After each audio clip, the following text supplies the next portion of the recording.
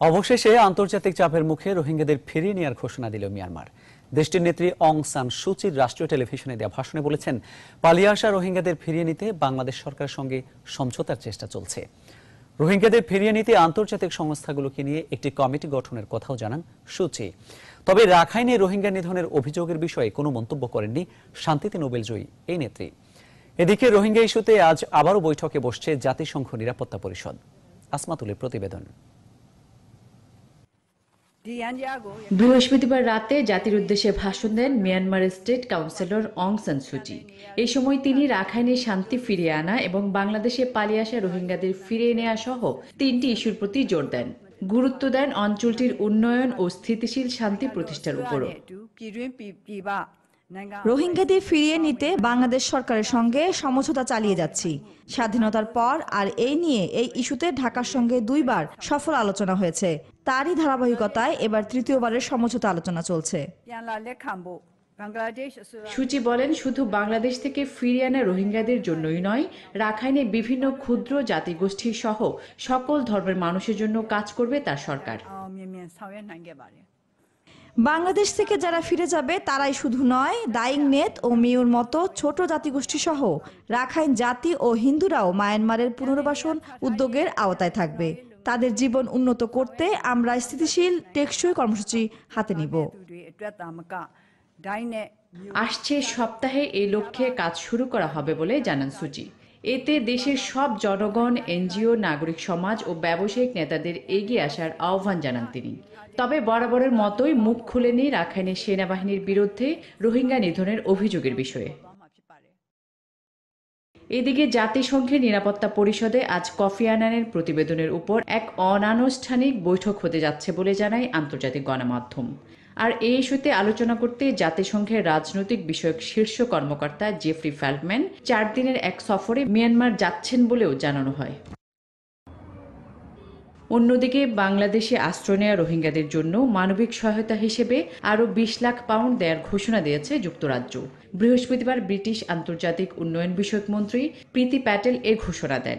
পাশাপাশি রোহিঙ্গাদের মানবিক সহায়তা দেয় বাংলাদেশ সরকারের ভূয়সী প্রশংসা করেন তিনি।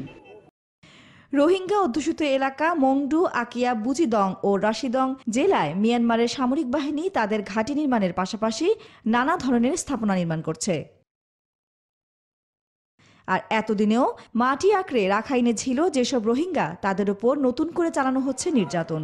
এমনটা জানিয়েছে গত 3 দিনে সীমান্ত পাড়ি দিয়ে আসা রোহিঙ্গারা।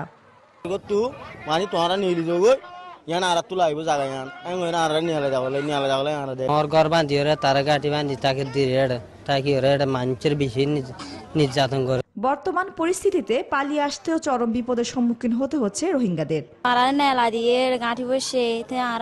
কিন্তু নলা সিঁড়ির 50,000 টাকা ধরে লয়ে আছে। আর ভাই 3 মারি ফেলাই গুলি মারি রে তে আর সহ্য না করি না ভারি বাংলাদেশে থাকি এটা নিয়ে বাড়ি ফেলে পেড়ে নিয়ে চুলুম করে তিয়ানার অশান্তি খাই এটা সিঁড়ি আনা।